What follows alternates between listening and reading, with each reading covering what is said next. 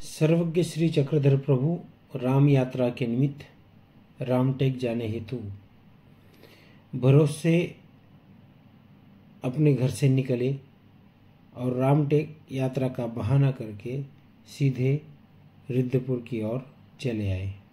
वहाँ पे श्री प्रभु से ज्ञान शक्ति का स्वीकार करने के बाद स्वामी सालबर्डी के जंगलों में 12 साल तक रहे। 12 साल वहाँ रहने के बाद अब आगे तेलंगाना में स्वामी जी जाते हैं। उससे पहले की ये लीला है जिसकी आदि है जो वो इस प्रकार है। कांतीये श्री चांगदेव रावळा शिक्षा भेटी गोसावी दादो साते म्हणितले। गोसावी दादो साते यानी कि रामदेव को बोलते हैं, महात्मे हो तुम्ही परमेश्वरपुरा श्री प्रभुचिया दर्शना काजा। एक प्रश्न पूछते हैं दादोस से स्वामी कि आप परमेश्वरपुर जाते हो, श्री प्रभु के दर्शन करने हेतु जाते हो, तो क्यों जाते हो? तो उसके जवाब में दादोस जो है वो स्वामी जी को बोलते हैं।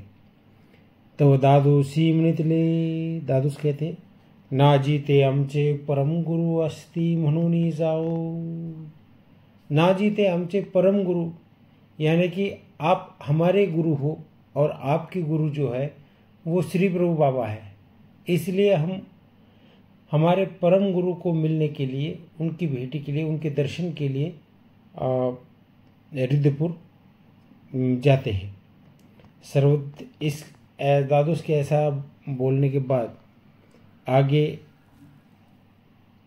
सर्वज्ञ श्री चक्रधर प्रभु महाराज कहते हैं, सर्वज्ञे म्हणितले ते वानरियाचे परम गुरु, तुमचे परम गुरु ते कांती ऐसी अस्ति। सर्वज्ञ कहते हैं कि वो आपके परम गुरु नहीं है। श्री प्रभु बाबा जो है वो वानरियाचे म्हणजे वानरिया नागदेवाचार्य जी को बोला जाता था, ये इनका निकनेम था। वानरियाचे परम गुरु वो नागदेवाचार्य जी के परम गुरु है। तुमचे परम गुरु ते कांती ऐसी अस्ति, आपकी जो परम गुरु है वो है कांती ऐसी अस्ति। कांती मतलब आज का जो काटोल का स्थान करते हैं आप, नागपुर डिस्ट्रिक्ट में जो काटोल होता है, काटोल आता है, वही काटोल जो है उसको कांतीय, उस टाइम पे कांतीय नगरी ऐसे बोला जाता था।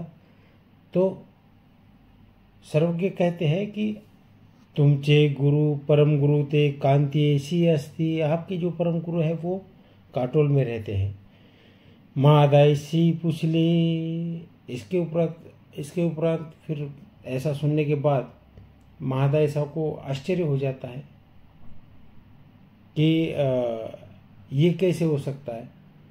जैसे कि सभी जानते हैं कि रामदेव जो है, दादोस जो है वो सर्वज्ञ श्री चक्रधर प्रभु के शिष्य है और सर्वज्ञ श्री चक्रधर प्रभु के शिष्य जो है उनके जो परम गुरु होते हैं तो वो श्री प्रभु बाबा ही होते हैं।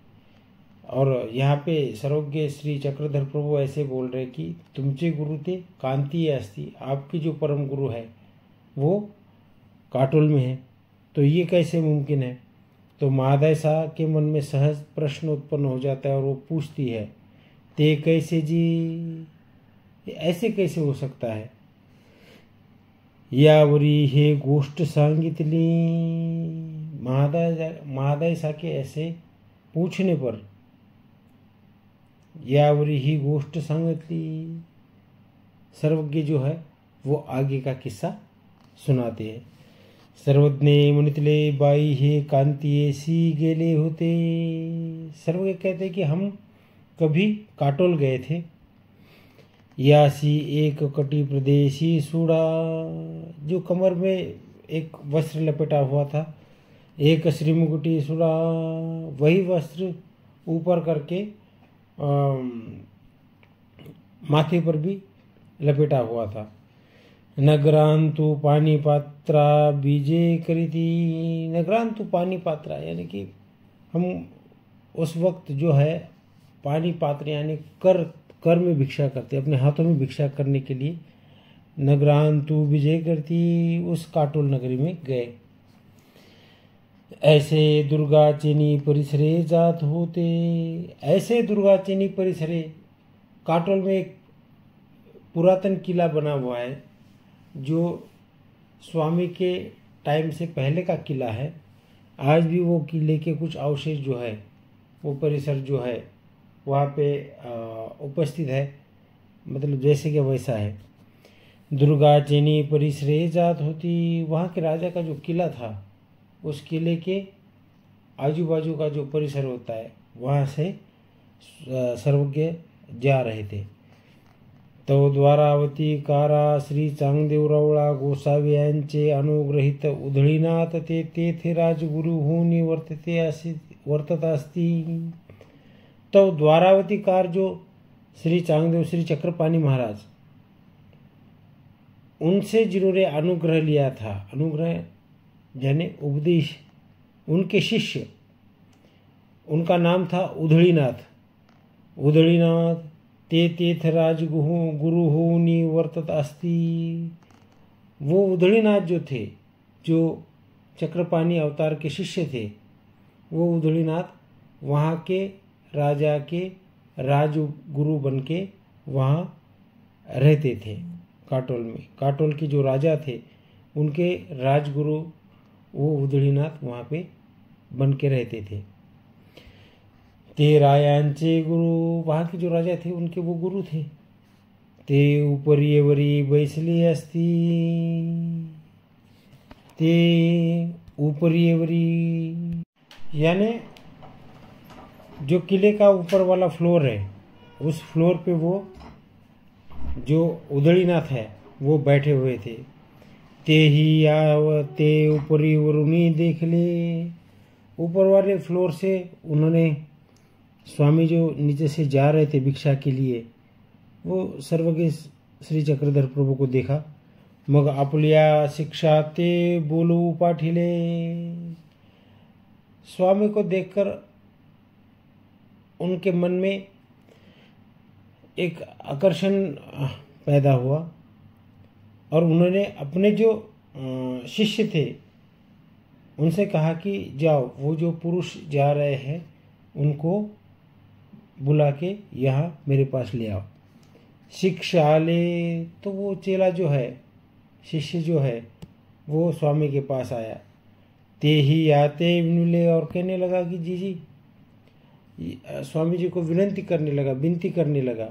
जी रायाचे गुरु उधळीनाथ। जी रायाचे आमचे गुरु उधळीनाथ। कहता है जी वो राजगुरु जो है उधळीनाथ और हमारे भी गुरु है। ते ही तुम ते बोलाऊ पाठिले ऐसे, उन्होंने आपको ऊपर बुलाया है। यासी तीर्थ जावयाची प्रवृत्ति। अब स्वामी की प्रवृत्ति थी कि वहाँ पर जाए। मात्याची विनवनी स्वीकारली। अब जब ईश्वर की प्रवृत्ति है वहाँ पर जाने की, तो उन्होंने उसकी विनती का जो है वो स्वीकार कर लिया। मग हे तीर्थ गेले। स्वामी कहते हैं, महादाय ऐसा को बता रहे हैं कि मग हे तीर्थ गेले, हम वहाँ पर चले गए। तब डोल्हारियावरी बैसले असती। डोल्हारियावरी बैसले असती। घर में एक बंगई होती है या झूला लटका हुआ होता है जिसमें बड़े लोग बैठते हैं, आराम से इधर उधर ये करते, हिलते रहते हैं। ऐसे उसको डोलारा बोलते हैं। तो बंगई में वो बैठे हुए थे। या ते ता देखुनी ते ही मनितले।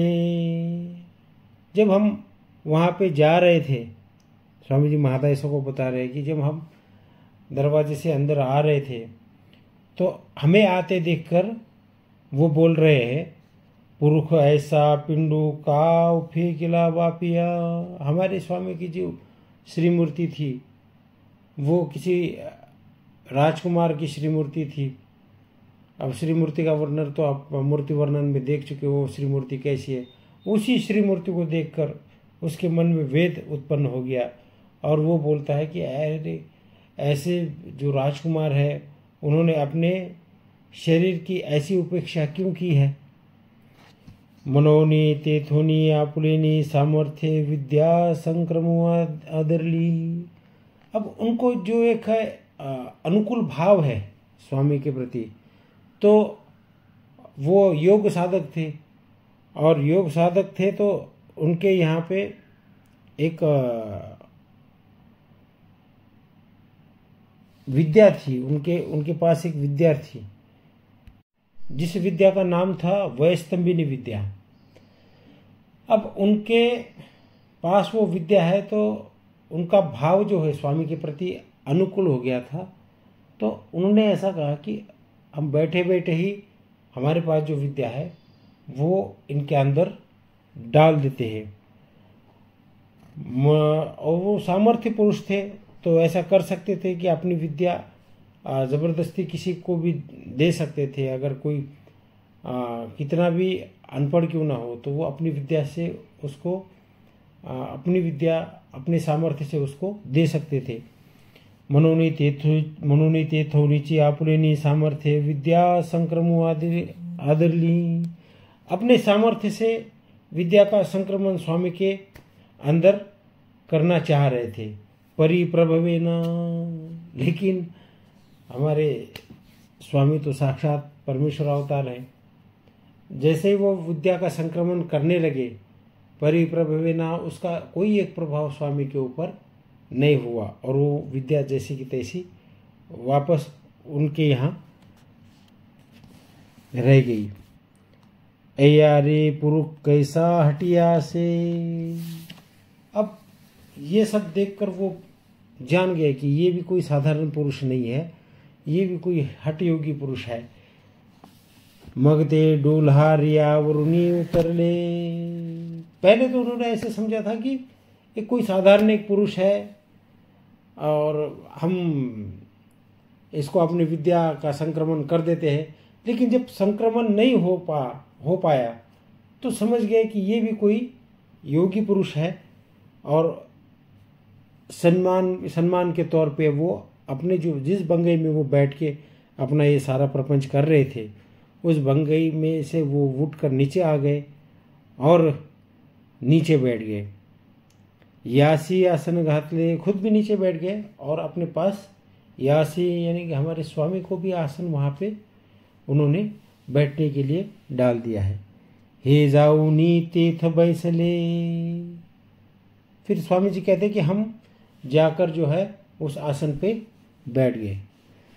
तब केस कड़ाप टूटले। हमारे स्वामी जी की अवस्था जब साल बरडे में थी तो ऐसे ही थी, प्रवृत्ति ऐसी थी कि जैसे बाल के कांटों में अगर उलझ गए तो फिर उसको निकालना नहीं, फिर कहीं बदन पे कांटे लग गए तो कहीं से खून निकल रहा है, कहीं से ऐसी अवस्था थी। तो ऐसी अवस्था में साल बरडी से निकलकर जो स्वामी जो है वो कांटो लाए थे। तो ऐसी अवस्था देखी। केश कड़ाप टूटले, हमारे केश जो है वो टूटे हुए थे। गवत काड़िया कुसड़े रुतली। गवत काड़िया मतलब जो घास की जो बारीक बारीक डंडियाँ होती है वो डंडियाँ कहीं पे लगी हुई है, बालों में लगी हुई है जब घास सूखी हुई घास की। श्रीमूर्ति सर्वांगी काटिया चे और खड़े। स्वामी की श्रीमूर्ति पर सर्वांग पर मतलब जो भी जहाँ भी जंगल में घूमते थे तो जो कांटे हैं वो कांटे जो है वो कांटे लगे हुए थे बदन पर, सारे कांटों के निशान लगे हुए थे। तीर्थ अशुद्ध बिंदु वाले। तीर्थ अशुद्ध बिंदु, जैसे ही कांटा रगड़ जाता है शरीर पर वहां से खून निकल आता था। अब खून साफ करने की प्रवृत्ति नहीं है, वैसे ही खड़े रहते थे तो फिर हवा से वो खून सूख जाता था। अशुद्ध माने खून, रक्त को अशुद्ध कहा गया है, अशुद्ध कहते हैं। तो अशुद्ध बिंदु वाले, रक्त के जो बिंदु है वो जहाँ पे कांटे लगे हुए थे वहाँ से खून आ रहा था, वो खून जो है वैसे ही वहाँ पे सूख जाता था। ते मानी के झड़ाड़ीते ऐसे दिसती। उस खून का वर्णन चरित्रकार ऐसे करते हैं कि वो खून की बूंदें नहीं दिखकर जैसे मानिक मोती जैसे होते हैं, वो मानिकों के जैसे चमचमा रहे थे। वो खून की बूंदें ऐसे दिसती, ऐसे दिख रहे थे। ऐसे श्रीमूर्ती देखोनी उधळी नाते आपुलेनी हाते काटे कुसळे वेचुनी वीर गुंटी सोडुनी नखवरी श्रीमुकुट विचरुनी मागुती वीर गुंठी घातली। ऐसी श्रीमूर्ति देखकर फिर उदळीनाथ जो है, वो जो राजगुरु है, वो अपने हाथ से बालों में जितने भी मतलब घास चिपकी हुई है या कुछ घास के अंश है, वो सारे जो घास जो है उन्होंने बालों से एक एक करके ऐसे हाथ से निकाली। पे अशुद्ध के बिंदु यानी रक्त के बिंदु लगे हुए थे, वो सारे बिंदु जो है वो गीले कपड़े से जो है पूछ दिए हैं, वो साफ किए हैं। मगयाते हाथ जोड़ूनी मिले।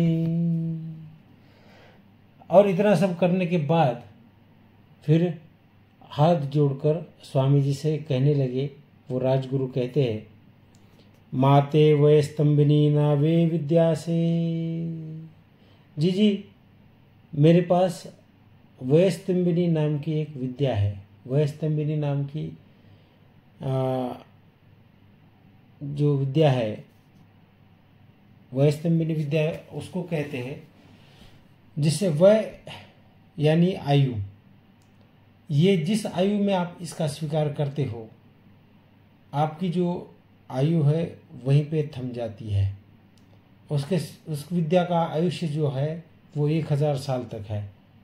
और उसके स्वीकार करने से जो सृष्टि के नियम हैं, जैसे जैसे आपकी एज बढ़ती जाएगी, जबकि आपकी आयु बढ़ती जाएगी, वैसे वैसे सृष्टि के नियम है कि आपकी त्वचा मतलब ऐसी सिकुड़ती जाएगी या फिर बाल सफ़ेद हो जाएंगे। ये तो जैसे आयु बढ़ जाएगी वैसे ये नियम है सृष्टि के, ये तो हर एक को होने।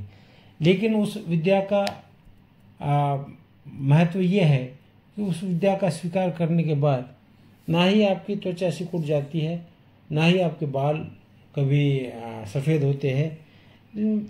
आयु बढ़ने से जो भी निशानियाँ हमारे चेहरे पर या हमारे शरीर पर बनती है, वो सारी निशानियाँ इस विद्या का स्वीकार करने से नहीं बनती। इसलिए वयस्तंभिनी मतलब जहाँ पे आपने उस विद्या का स्वीकार किया, उसी तरह का जो शरीर है आपको 1000 साल तक आपका शरीर रहेगा। इस प्रकार की ये विद्या है। और ये विद्या जो है ये उस राजगुरु के पास में है। और जब स्वामी आ रहे थे तो ये उसी विद्या का अपने योग सामर्थ्य से संक्रमण स्वामी के भीतर करना चाह रहे थे, लेकिन स्वामी प्रत्यक्ष परमेश्वर अवतार है, उन्होंने इस संक्रमण को वापस लौटा दिया था। इसलिए वो समझ गए थे कि ये भी कोई साधारण पुरुष नहीं है। और वो पहले जो दे रहे थे उस समय अस्वीकार करने का कारण ये था कि उनके मन में अहम भाव था। वो खुद बंगई में बैठे हुए थे, झूल रहे थे और झूलते झूलते विद्या का संक्रमण करना चाह रहे थे। उनके पास में नम्रता नाम की कोई एक भाव नहीं था। वो अपने को श्रेष्ठ समझ रहे थे। स्वामी से मैं श्रेष्ठ हूँ और मैं अपनी विद्या इनको देना चाहता हूँ, ऐसा भाव था। इसलिए उस संक्रमण को रोक दिया था और वापस कर दिया था। जब उन्होंने समझा कि नहीं, ये भी कोई हठ योगी पुरुष है, अब उनको तो परमेश्वर अवतार है, इसकी मतलब ये नहीं है, वो जानते नहीं कि ये परमेश्वर अवतार है, वो हठ योगी पुरुष मान रहे थे, मैं हमसे कोई श्रेष्ठ पुरुष है। तो ऐसा समझ के फिर वो जब उस बंगई से नीचे आकर बैठ गए और स्वामी को भी खुद से ज़्यादा सम्मानित किया और खुद से ज़्यादा सम्मानित करके नम्रतापूर्वक सेवा की। तो और सेवा करके फिर विनती कर रहे हैं आप कि स्वामी जी मेरे पास जो एक विद्या है उसका नाम है वैस्तंभिनी विद्या, उस विद्या का आप स्वीकार करो। तियेसी वलित पलित नये, वलित पलित मतलब त्वचा का सिकुड़ जाना या बालों का सफ़ेद होना, इसको वलित पलित कहते हैं। तियेसी सहस्त्र वर्षो वरिखे आयुक्ष, तियेसी सहस्त्रु वरिखे आयुक्ष मतलब 1000 साल उस विद्या का जो है सामर्थ्य चलता है। 1000 साल तक उस विद्या का जो आयुष्य है, आयु जो है उस विद्या की जो एज है वो 1000 साल तक है। ते गोसावी स्वीकारावी जी, मेरी आपसे विनती है कि आप इस विद्या का मेरी ओर से स्वीकार करें। तेवड़ी श्री मुकुटाचेनी अनुकारे मानिले, उस समय पे फिर स्वामी का तो मौन था, स्वामी तो एक शब्द भी बोलते नहीं थे, तो उन्होंने अपने श्री मुकुट यानी कि अपने ऐसे ही सिर हिलाकर उस विद्या के संक्रमण को जो अनुमति दे दी, अपना सिर हिलाकर। मग विद्या स्वीकार ली, बस इसके उपरांत उन्होंने संक्रमण कर दिया और उस विद्या का स्वीकार जो है वो स्वामी ने, श्री चक्रधर महाराज ने कर लिया। ये तो किनी ते विद्या प्रभोली, वो पहले जो भेजना चाह रहे थे वो अब सफल रहे इस बार। मग महादाई सी गोसाव्या ते पुसले, फिर महादाई सा स्वामी जी को प्रश्न करती है, जी गोसावी ते आपा सुनी विद्या स्वीकार ली, तरी काई ते रीते ठेले जी। अब महादाई सा प्रश्न पूछती है कि उसके पास जो वैस्तंभिनी विद्या थी वो आपको दे दी, फिर वो खाली हो गई क्या, उनके पास कुछ नहीं रहा क्या? बाई सर्वज्ञ बाई त्याची विद्या अपूर्ण होती, ते एथुनी स्वीकारुनी परिपूर्ण के लिए। सर्व कहते हैं भाई उसकी जो विद्या है वो अपूर्ण थी, उसके पास इसका सारा ज्ञान नहीं था, इस विद्या का वो अपूर्ण रूप में था, तो हमने स्वीकार करके उस विद्या को उसके भीतर पूर्ण कर दिया। इस तरह की ये काटोल की लीला यहाँ पे संपन्न होती है। दंडवत प्रणाम।